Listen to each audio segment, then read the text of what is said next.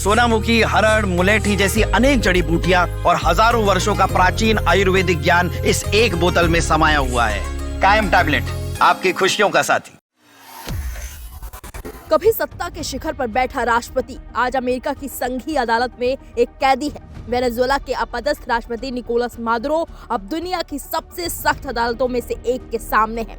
हथकड़ियों में जकड़ा ये शख्स अब सत्ता नहीं बल्कि नार्को टेररिज्म जैसे संगीन आरोपों का सामना कर रहा है। तारीख 5 दिसंबर, दिन सोमवार, न्यूयॉर्क का मैनहट्टन और कड़ी सुरक्षा के बीच अमेरिकी इतिहास का एक असाधारण दृश्य। 63 साल के निकोलस मादुरो को ब्रुकलिन के मेट्रोपॉलिटन डिटेंशन सेंटर से हेलीकॉप्टर के जरिए संघीय अदालत के पास बने हेलीपोर्ट पर लाया गया। उसके बाद उन्हें एक बख्तरबंद वाहन में बिठाकर कोर्ट ले जाया गया। इस दौरान मादुरो का हुलिया सबका ध्यान खींचता है। भूरे रंग का जेल सूट, चमकीले नारंगी जूते और थोड़ी सी लंगड़ाहट के साथ चलते मादुरो। चारों ओर से ड्रग एनफोर्समेंट एजेंसी यानी कि डीईए के एजेंट उन्हें घेरे हुए थे।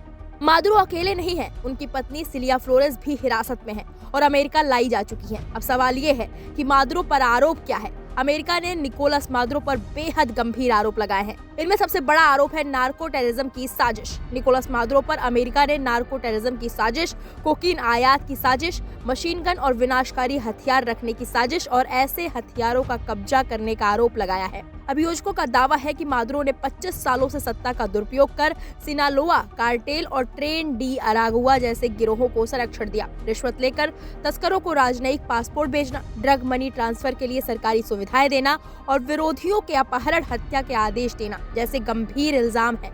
उनकी पत्नी सिलिया फ्लोरेस पर भी रिश्वत लेने और नेटवर्क चलाने के आरोप है। इतना ही नहीं, रिश्वत लेकर ड्रग तस्करों को राजनयिक पासपोर्ट दिलाने, ड्रग मनी ट्रांसफर के लिए सरकारी सिस्टम का इस्तेमाल करने और राजनीतिक विरोधियों के अपहरण और हत्या के आदेश देने जैसे आरोप भी मादुरो पर लगे हैं। अब बात करते हैं उस अदालत की जहां मादुरो की किस्मत तय होगी।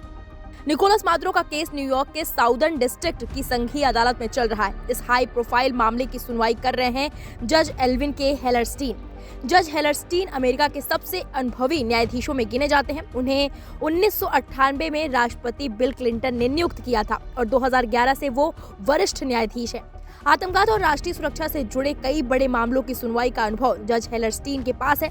9/11 हमलों से जुड़े मामलों में भी वो अहम भूमिका निभा चुके हैं। हाल ही में इन्हीं जज के सामने वेनेजुएला के पूर्व खुफिया प्रमुख ह्यूगो कार्वाजल बैरियोस ने नार्को टेररिज्म के आरोपों में दोष स्वीकार किया था। यानी साफ है, मादुरो के लिए आगे की राह आसान नहीं है। एक वक्त था जब निकोलस मादुरो सत्ता के दम पर फैसला लेते थे। आज वही मादुरो अमेरिकी कानून के फैसले का इंतजार कर रहे हैं। अब सवाल ये है, क्या ये मामला अंतर्राष्ट्रीय राजनीति की दिशा बदलेगा और क्या मादुरो को उनके किए की सजा मिलेगी और क्या जो आरोप मादुरो पर लगे हैं वो सच हैं? इन सभी मामलों पर आपकी क्या राय है, हमें कमेंट बॉक्स में जाकर जरूर बताइएगा।